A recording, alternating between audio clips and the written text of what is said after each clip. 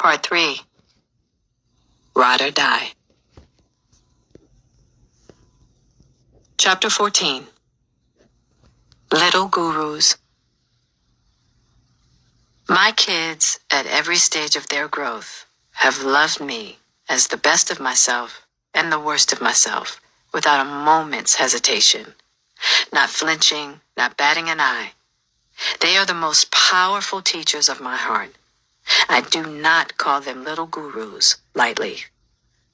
Trey, so nicknamed because he is the third in the lineage of Willard Carroll Smiths, planted the seeds for my understanding of what it means to nurture a child's individuality. From our first meetings, I felt deeply connected to Trey and became attached to him quickly. Once Will and I got married, I kept my pledge that if I was going to be the loving bonus mom to Trey that he deserved, it was time to get past any resentments and misunderstandings that existed between Cherie and me. I could not proclaim to love Trey without embracing his mother.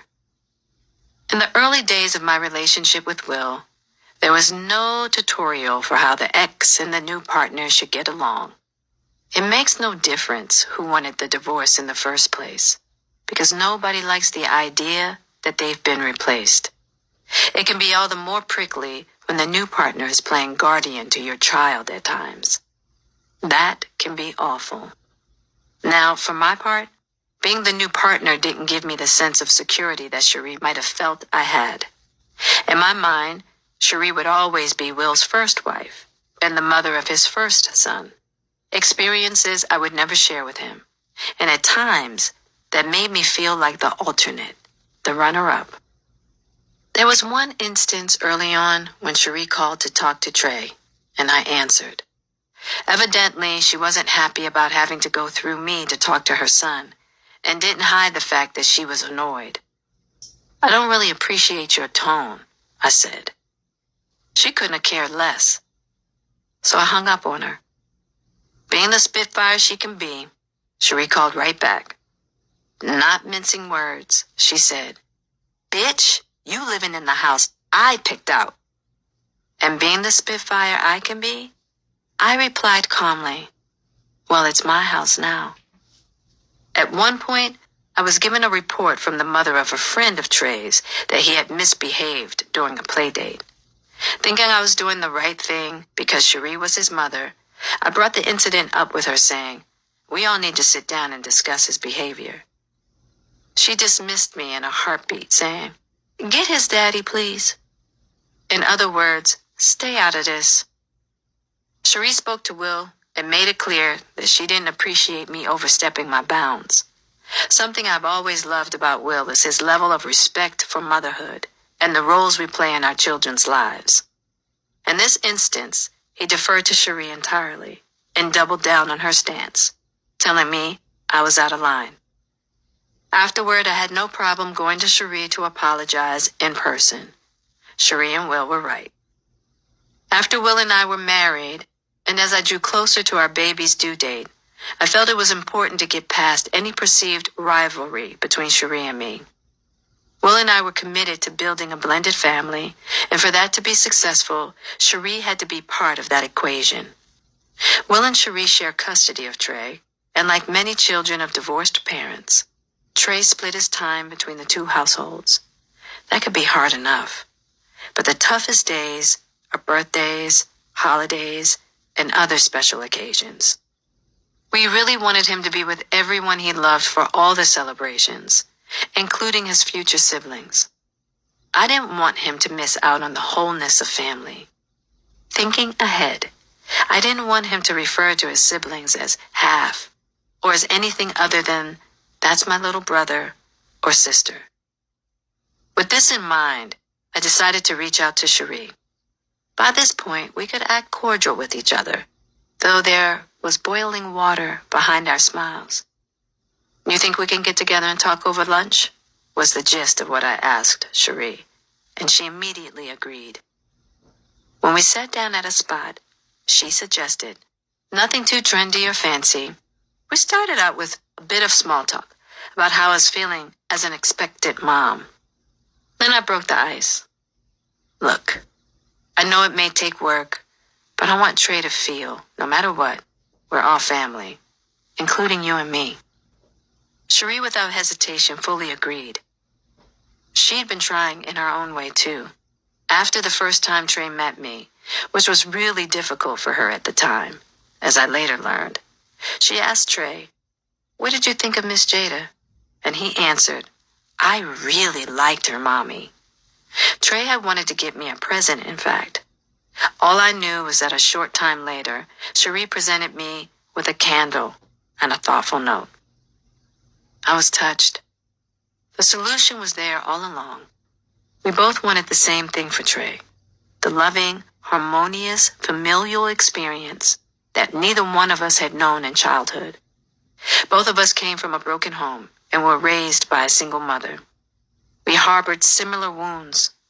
Our only obstacle was setting aside our egos in moments when we might act territorial, jealous, or even unkind. Cherie had one request. "All I ask is that you love my son and treat him well." "You'll never have to worry about that," I assured her, relieved that we were finding alignment. We slowly became not exactly friends, but allies, and much later, bonus sisters. In the process of making peace with Cherie, I received the gift of getting to know her mother, Pat, Trey's devoted grandmother. Pat and Trey were two peas in a pod, and because she was with him so often, that meant she and I got to spend a lot of time together. Pat embraced Trey's siblings once they were born as her bonus grandkids.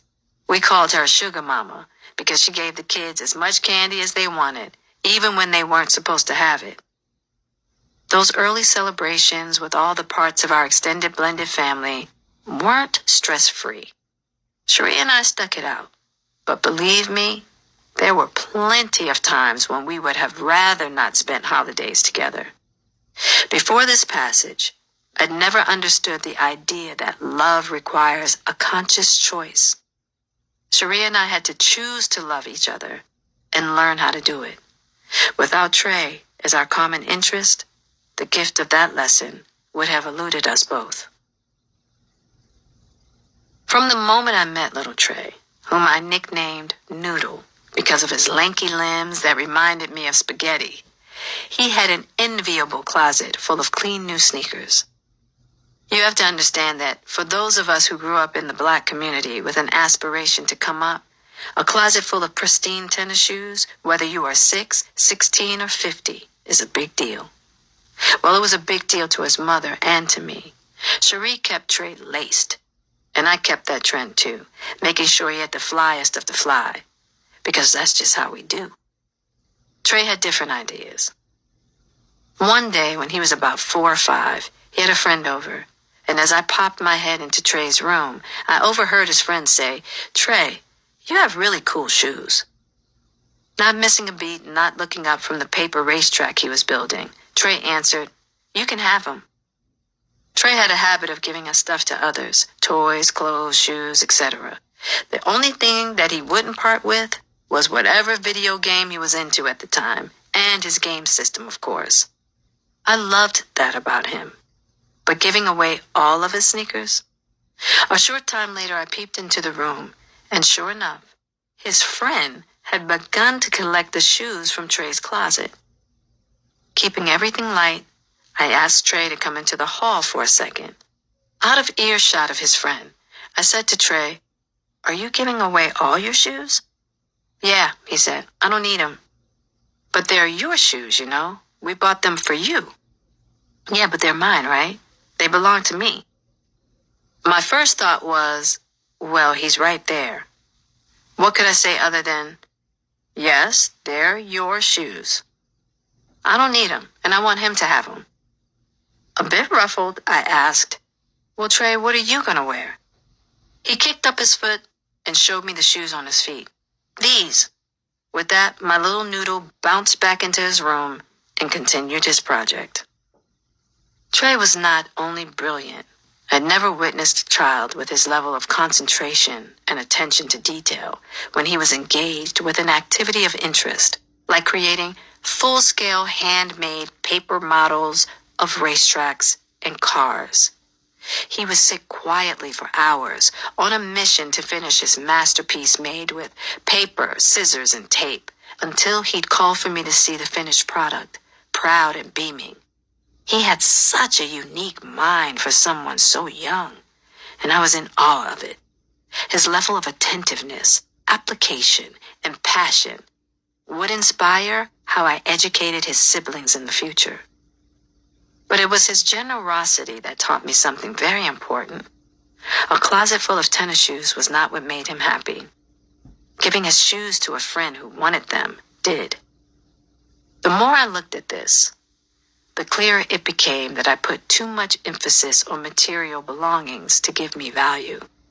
In part, this was because they were a badge of status for those of us who grew up in an environment where the ability to acquire a large quantity of the finer things in life, whether shoes, bags, clothes, jewelry, or even food, seemed so out of reach. Wanting to have every desired cereal box in my cabinet at once and never feel any lack was my baggage, not Trey's. My lesson was to let that go and help Trey develop his own sense of values around his possessions. To this day, whenever I see Trey's closet, he has only the bare minimum, which is consistent with the mantra of, I acquire only that which I need. It's a lesson I'm still trying to practice.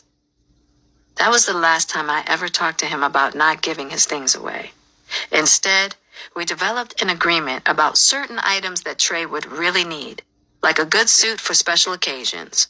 In those cases, I'd say, Trey, I'm putting this suit and these dress shoes in your closet for you to use, but they are items that belong to me. Is that okay? This was a method of understanding we developed that Trey and I both could rock with. But most always, whatever we gave him, I'd make a point of emphasizing, this is yours. So he felt the freedom to make his own choice to keep it or not. Trey reminded me that kids are not extensions of their parents. They are their own beings with their own values, strengths, and sensitivities. Trey had been the only child for a while, so as my due date approached, Will and I made a conscious effort to find ways for Trey to feel he was a part of bringing his new sibling into the world. I can't say that my pregnancy was uneventful. Those 9 months had both their trials and their magic. In stark contrast to how brutal my first trimester had been, as soon as I hit month 4, like a sudden shift in the weather, I became the happiest I had ever been in my life.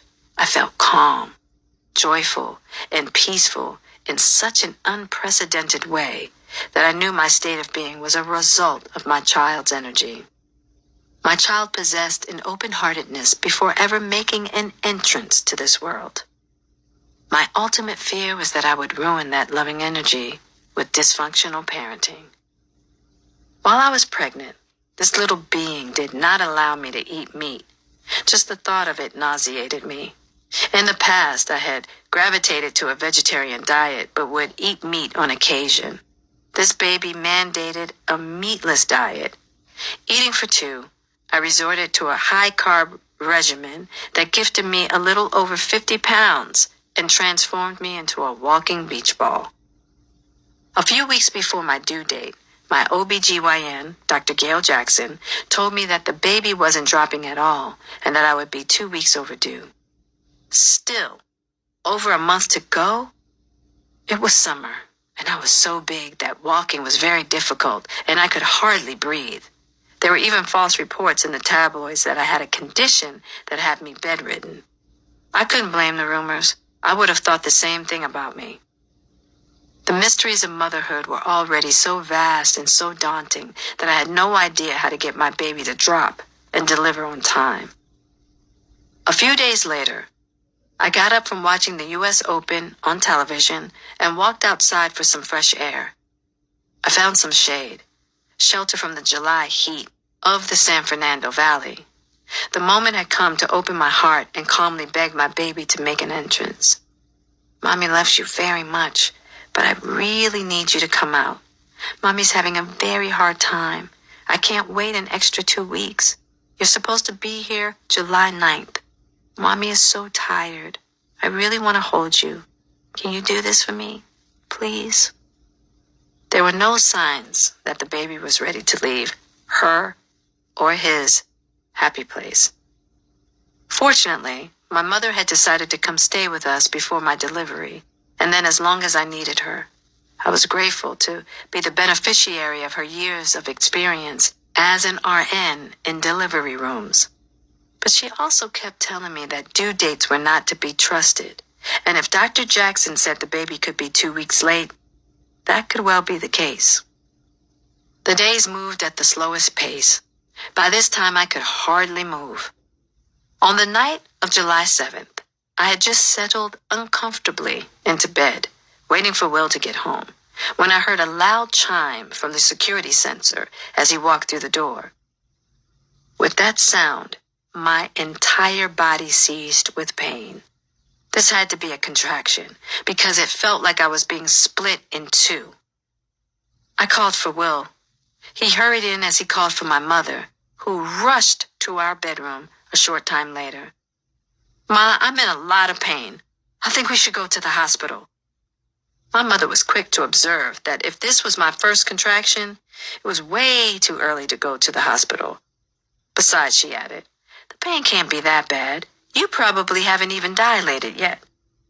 No, this is bad, I insisted.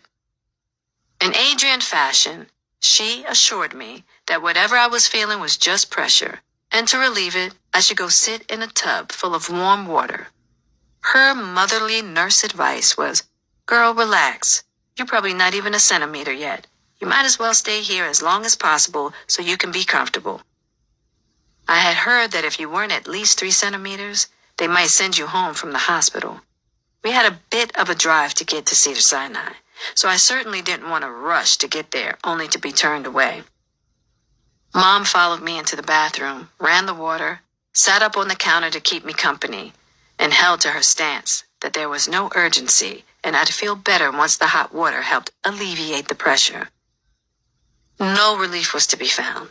The hot water just made me feel hotter, and the pain grew. As I got out of the tub, Mom suggested I do a deep squat, a great way to take pressure off the bladder. As I assumed a sumo wrestler position, my water broke. Or so I assumed while liquid gushed onto the bathroom floor.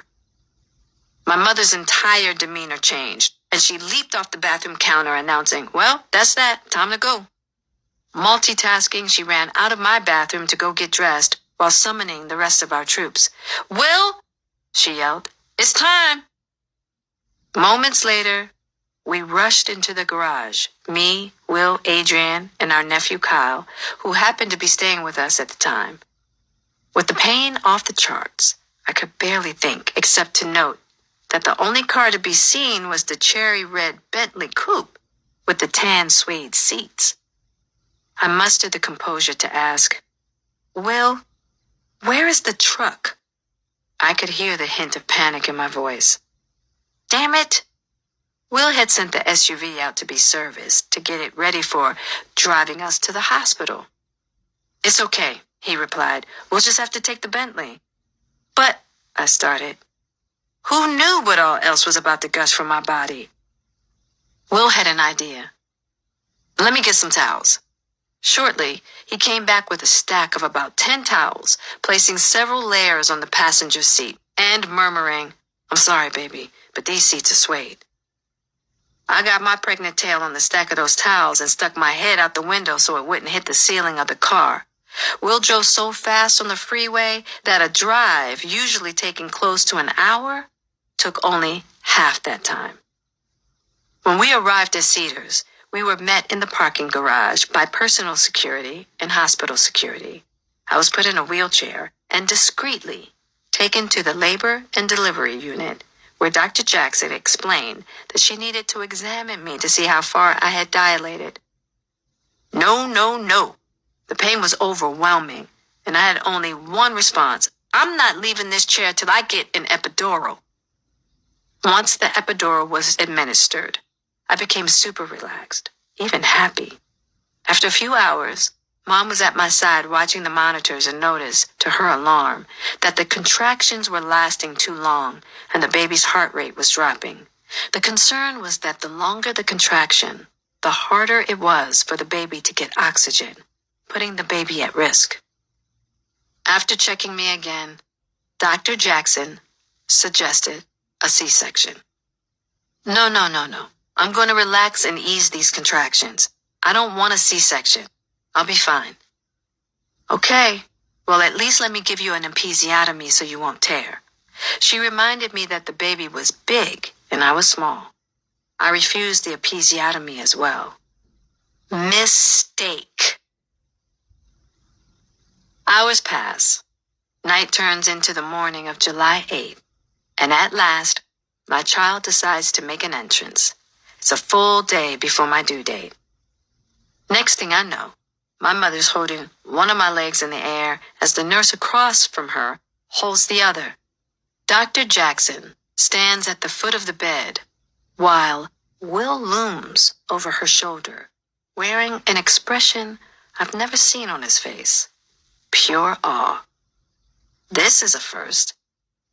I've never seen Will in awe of anything. For a moment, I worry that I'm not reading his expression correctly and that something is wrong. We have 2 more pushes, Jada. Push hard, Dr. Jackson calmly requests. I am reassured. Everything is going as it should. My mother, in her element, joins in, encouraging me. Come on, Jada. You got this. As I gather the strength for an extra hard push, I spot Dr. J. Gordon, the pediatrician I've chosen because of his natural approach to medicine. He validated how I felt. I didn't want my baby to leave my side after birth or have any medications that weren't required. So, Dr. Gordon has come to be on deck and make sure my newborn is healthy and no one tries to fight me on how I want my baby cared for.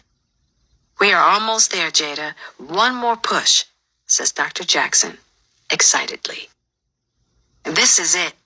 I take in 1 more deep breath and exhale with a deep primal grunt as I push so hard it feels like blood vessels are popping in my head, and then I hear, "It's a boy!" My baby doesn't cry immediately, which, for a moment, creates a bit of alarm. Dr. Gordon gently takes my son and gives him a good looking over. Slowly, my baby's eyes open and he cries a loud whine. Dr. Gordon hands our baby boy back to Will and informs everyone in the room he is perfectly healthy. This puts us all at ease. Right away, Will brought our son to me, and I held him close. I couldn't believe how pretty he was. He was as calm in my arms as he had been in my womb.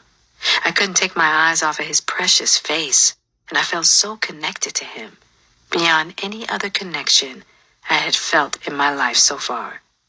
Will was beaming, and I was beyond enchanted by this bundle of love lying on my chest. There is nothing like the miracle of bringing life into this world. I couldn't believe that I was a mother. We had not decided on a name. Will didn't like the name I had chosen, Sire. How am I going to be the Fresh Prince, but my son's name is Sire? Nope. The next day, Will stepped into my hospital room after returning from the house. Our baby was asleep beside me in his little incubator bed. I was half asleep myself, already very much regretting my decision not to have an episiotomy. I would be sitting on a donut for the next 3 months. Will had an announcement. I know what I want to name him. What? Jaden. I paused. Jaden? Yes. After what I saw yesterday, he has to be named after his mother. I've never seen anything like that. I want to name him in honor of you. I couldn't find words. I didn't even know how to receive this acknowledgement.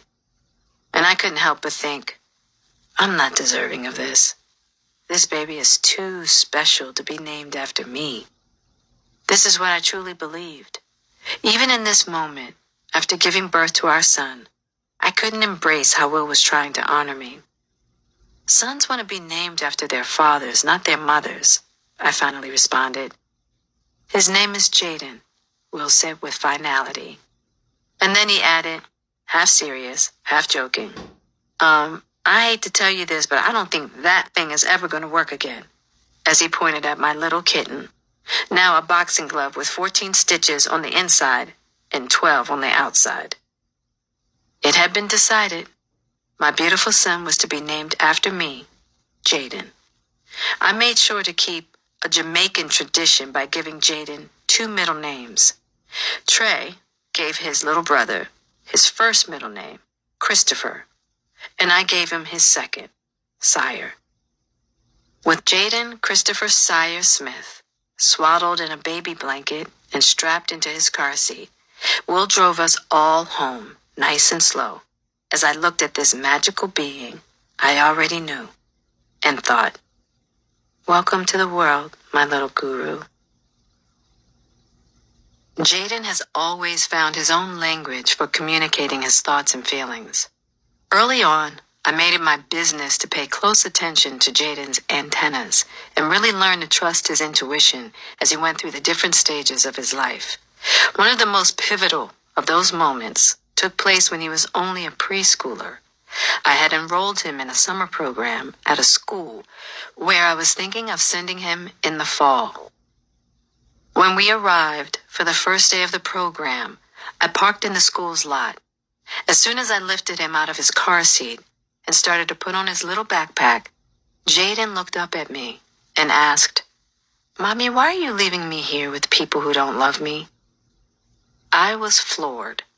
He was meeting these people for the first time that day, but he had made a point I had never considered. I explained that the program was only a couple of weeks and only half the day, just so he could try something new and make new friends. He wasn't buying it. Jaden stood his ground and said with respectful sweetness, I have my friends. He was right that he had friends. Yet what really got me were memories of how I had felt when left with people who didn't love me. The ballet class where I was put in the corner in a black tutu, plus school settings where I was bullied and then shamed for trying to protect myself. I had to reassure Jaden that I would never leave him with people he believed didn't love him. I'm going to be sitting in this parking lot, I said, leaning down to look into his eyes and promising to remain in the car the whole day. This way he knew that someone who adored him was nearby. A soft, accepting look came over him. He seemed to say, I guess that works. He wasn't going to protest further and proceeded to enter the room where his group was gathered. There was a glass panel by the entrance door, and when I arrived about 5 minutes early to pick him up at noon, I spotted him posted by the door, backpack on, patiently waiting to leave. Every day for 2 weeks, I dropped him off and waited in the car for half a day, and at 11:55 a.m., like clockwork, he'd be ready to go, waiting by the door. On the last day, the teacher approached me and said, Oh, Jaden is such a pleasure. He is so pleasant, but he doesn't really socialize. Everybody wants to get to know Jaden, but he doesn't really interact. I listened politely. She added, We'd love it if you guys came to the final picnic, and I agreed. On the appointed day, Jaden and I arrived at the picnic and spotted a bench where we could sit. Jaden didn't leave my side. Kids came over and greeted him, and he was very friendly in return, but showed no interest in interacting further. The teacher came over and thanked him for being part of the program, and he nodded and smiled, but again stayed right where he was. That was such a telling moment, letting me know this child has an inner knowing that is unshakable. He held his own inner protest as if to say, I'm going to be here, and I'm not going to defy you, Mommy. I'm going to be respectful and pleasant, but I told you, I have my friends. I don't want to be where I don't want to be. The power and drive for self-determination was so strong in my son, even at that age. This kind, gentle, self-possessed child standing in his own skin, feet on solid ground, not bending. I learned early, don't mess with Jaden's inner compass, and do not take his gentleness or kindness as a weakness. My job was to understand and to strive for clear communication, but to never bulldoze his potent, quiet power. I would only hurt myself trying. What Jaden taught me that summer was eye-opening. He was never left in an educational institution ever again, unless by his own self-determination. He was homeschooled from then on. My trust in him and a lesson in patience were later put to the test when Jaden asked to audition to play Will's son in The Pursuit of Happiness. As it was entirely Jaden's idea, I made sure to lean into the request. Will and I were almost always aligned in our parenting decisions, and we were both wary of having Jaden go through potential rejection and all the other pitfalls of becoming a child actor. But Jaden was quietly adamant, even with so many audition callbacks that at one point I told Will, enough. They either want him or they don't. Jaden never became discouraged. Privately, I became fed up with the process that I felt put him under more intense scrutiny because he was Will Smith's son. Finally, after all the other kids were auditioned, and after Jaden's many callbacks, a consensus was formed that he was the option favored by the studio, producers, and director, and Jaden got the role. The hard-won lesson for me was to let go of my ego and fear and allow Jaden his own process. My little Willow, oh my God. She was bold, brazen, and not to be ignored, even in the womb. She came into this world with blazing energy, a mix of lightning and thunder, with mega sunshine and the most tender heart. It is her tender heart that, from the gate, has been one of my greatest teachers. During my pregnancy, when we weren't sure whether we were having a girl or a boy, Cherie said she had a dream and wanted to share it with me. When we found a minute to talk, she described her dream in vivid terms, leading up to the fact that she had seen my new baby. And in my dream, she was a girl. And not only that, she added, but the little girl would have light hazel greenish eyes like mine, but lighter and more cat-shaped. When Cherie told me about her dream, I kept my hopes up, since Will, who knew he needed a daughter, had made it clear to me that he wanted to keep having babies until he got one. What was even more crazy was the due date of our prophesized baby girl was supposed to be the same birthday, November 11th, as that of her older brother, Trey. But this baby chose October 31st, and I was ecstatic to see that Cherie's dream was spot on. I almost cried. This meant I could close shop. Later on, the eyes of this baby girl did lighten more than mine and became more cat-shaped. Willow's nickname, Bean, was given to her by her father because she was so tiny at birth, 5 pounds 6 ounces, though long. She could fit in Will's hand like a little bean. And like me, she was primed to teach her father how to slow down, listen, and have respect for the power of the feminine. And she did so in ways that only a daughter can. Willow's feelings can be delicate and vulnerable, voluminous and intense, but always authentic. You can hear a rawness in her voice and her music, as if she is a cipher for all tender beings thrust into this harsh world. For a mother, a daughter is a powerful and sometimes overwhelming mirror that can reflect back to her the depths of her inner world where unhealed wounds linger. For mothers, it's rarely easy to take in the reflection and to choose whether to grow from it or reject it. The danger is that if we reject the part of ourselves we don't want to face, our daughters may feel that we are rejecting them. Witnessing Willow feeling hurt or upset sometimes reflected back to me my own childhood hurts, which at times made me reject Willow's pain. I would tell her things like, if you're gonna cry like that, go to your room. No one wants to see you upset. I was really talking to myself, finding it unbearable to manage my own intense emotions, much less hers. Most of the time I could stay strong in crisis, though I lost it one day when I was about to drive Willow to karate class. She had come into the bedroom to say goodbye to Will, and as she jumped toward his arms, she slipped from his grasp and hit her head on the corner of our bed, slicing her forehead wide open. Blood spurted everywhere. Willow began to scream at the top of her lungs. Suddenly I felt the room spin and began to faint, falling to the floor as my body literally shut down. Thank goodness, Will jumped into action and handled it all. In no time, we were in the car.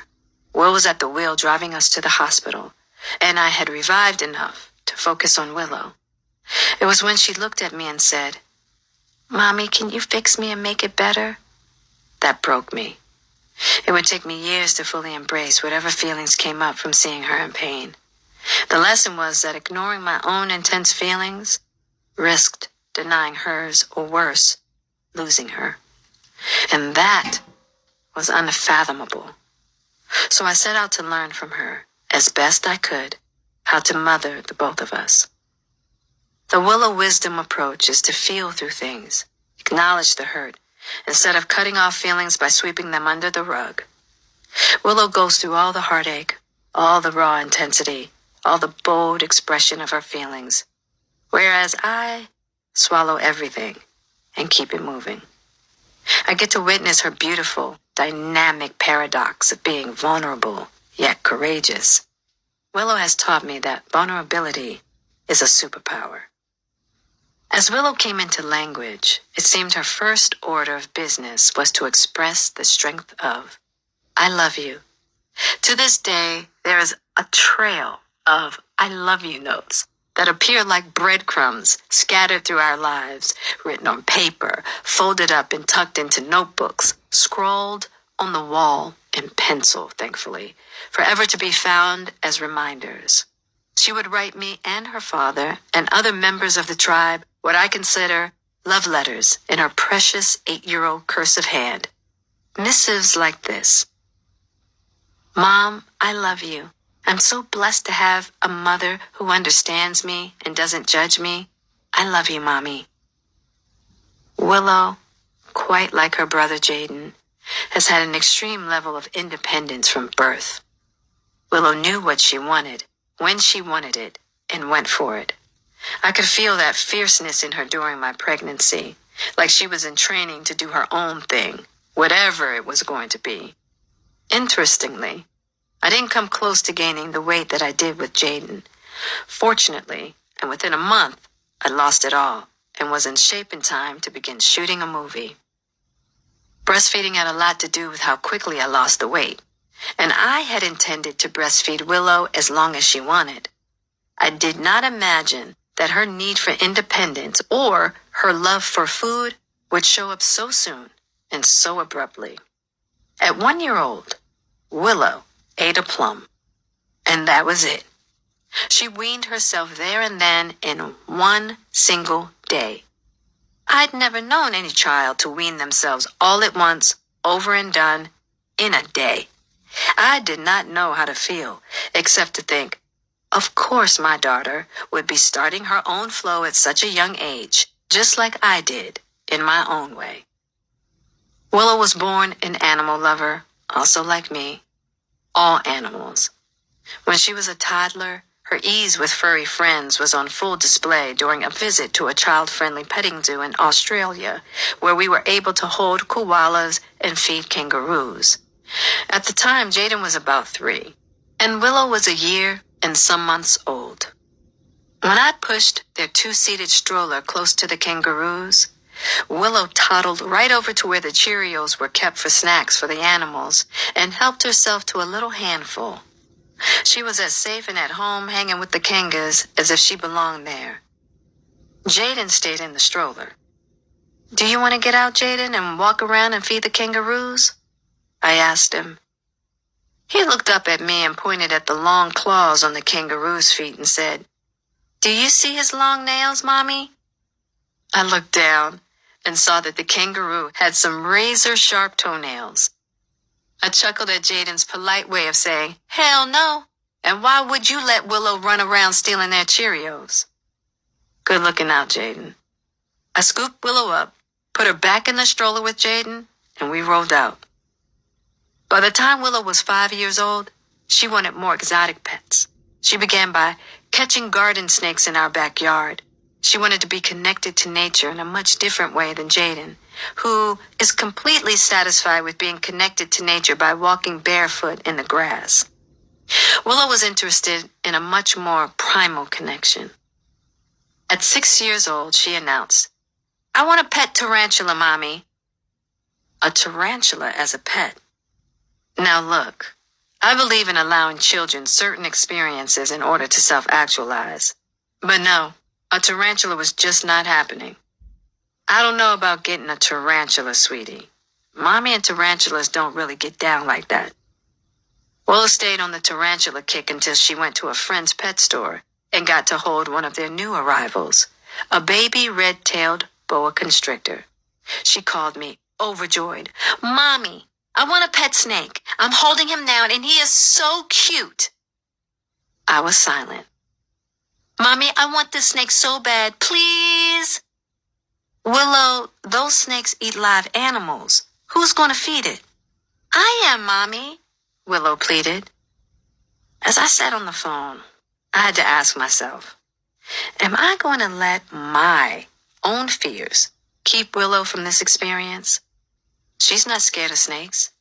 She's holding one as we speak. This was her connection to her primal self and to nature. I was fascinated by her fearlessness, and as a mother, I wanted to cultivate it. My beliefs reminded me that to be a woman in this world requires boldness and fearlessness. The streets taught me. So why should I deny her lessons from this snake? With that, I gave in. Willow happily brought home a beautiful baby red-tailed boa. We named him Beauty. That first feeding was memorable. I'll never forget how freaked out I was that we had to put live mice down into the boa's cage, and how Willow turned to me, hand on my arm, and explained it all. "Mommy," she began, "this is how life works. It's the cycle of life."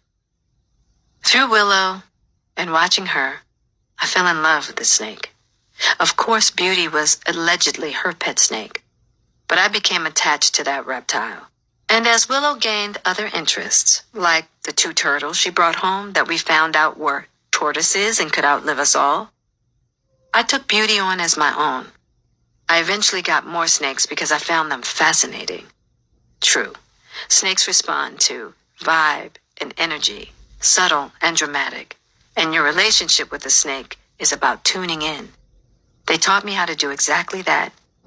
Yet if not for Willow, I never would have gained that appreciation or ability. Poor Will. He never complained. I believe he found it funny as the animal kingdom rapidly expanded from felines and canines to reptiles and more. So much so that he would say, "It's Noah's Ark over here." Getting to watch the relationship between Will and Willow has allowed me to witness what I would never have in this lifetime, something money can't buy, the love of a father full of daddy sweetness. I will never have a father I can call daddy, and I will never experience the quality of love only a father can provide his daughter. It's a sweet heartbreak for me. Every time I hear Willow call her father daddy, it makes my heart melt and cherish the blessing that she has a loving father she can depend on. The same applies to Will's love for his sons. The fact that I provided my children the father I would never have has helped me, as an adult, to have peace around my own daddy issues. Part of adulthood is being able to have joy in watching your children experience a gift that was not meant for you. That is the selflessness of parenthood. At every stage of their lives, I have had to remember that my little gurus are living a totally different experience from their parents. We wanted to protect them from pain and struggle, but we also wanted them to have the freedom to pursue their dreams on their own terms. At the same time, I was always clear that any success that any one of us attained was a success that belonged to all of us. I drilled that from the start. Your success is everybody's success. No one in this family does anything alone. I preached this in multiple ways. I didn't want any sibling rivalries and needed each child to understand that they all needed one another to get through this thing called life. And if blood can find a way to get along, respect, consider, and love each other, there is no bond greater. In my observations, from my own experiences and witnessing other families, I could see that getting along with siblings is not always a given. I wanted something different for Willow, Jaden, and Trey as siblings. Nothing I learned as a mother compared to the discovery of the power of unconditional love. My first glimpses of it came before the kids were even verbal, when we had a physical connection nightly while sleeping side by side. Call me superstitious, but having them by my side as infants and toddlers was very important to me as their protector, considering all the many mysteries that are swirling in the night. I would learn later that in Africa, familial sleeping is common and encouraged. As infants, Jaden and Willow slept with me, and they continued to do so nightly for some years. When Jaden was about 6 and Willow 4, I could tell Will needed a break from this sleeping arrangement, which was understandable. To give us our own space, I had even built a separate, beautiful love nest for us 2 grown-ups in our bedroom, complete with a domed ceiling full of twinkling stars. But over time, the kids hijacked that room as well. One night, Will finally spoke his piece. I'd just gotten under the covers, and the 2 kids had climbed in bed with me. Will came in the room and said to them, "Tonight, why don't you 2 try sleeping in your own rooms?" They protested, but Will held firm. "Come on, just try for tonight. You guys are older now." Jaden and Willow were very unhappy as Will took them to their rooms. My heart broke, but I thought perhaps Will was right. They were getting older. The next morning, when I woke early and opened my bedroom door, I found both of them curled up and asleep in the hallway. This was their version of a polite protest to say they were not going to accept not being at my side at night. And I wasn't going to take that for granted. I'd never felt so lovable. Needless to say, Will gave up on that. Before long, they both made their own decision to sleep in their own beds. Throughout my learning curve as a mom, I've made my share of mistakes, that's for sure. Although one thing I do know, in spite of my flaws, is that I love my children hard, deeply, and unconditionally. And I feel that they have always known how much I love them, beyond the word itself. Love is, above all, the most durable foundation we can have with our children. Even when they were young, I was thrown by the fact that Jaden and Willow wanted to be with me all the time.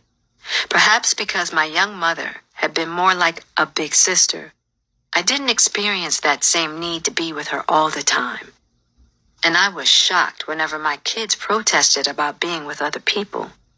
The few exceptions were my mom, aka Gammy, who gave herself that nickname as soon as she became a grandmother, and Myrna, who I referred to as my parenting assistant, and who became like a second mother to the kids and a member of our family. To this day, all 3 Smith kids love spending time with their parents, and we feel the same way about them. There are not enough ways to express how much Trey, Jaden, and Willow have blessed me with their love. They helped me see the possibility of my worthiness through motherhood. Eventually, they broke down my walls enough that I had to consider, there must be something really wonderful about you, Jada, if your kids love you this much.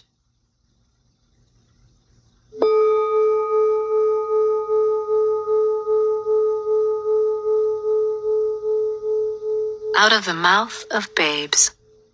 King James Bible, Psalms, chapter 8, verse 2. There's a wonderful question to ask yourself no matter what stage of life you are in. How have children in your life been little gurus to you? Take a moment to write down your thoughts in response to that and other questions. What have they taught you? How has their wisdom impacted your life? How has a child reflected your own worth back to you? And how have you reflected their worth back to them? Don't ever overlook the God-given intelligence of a young soul. Chapter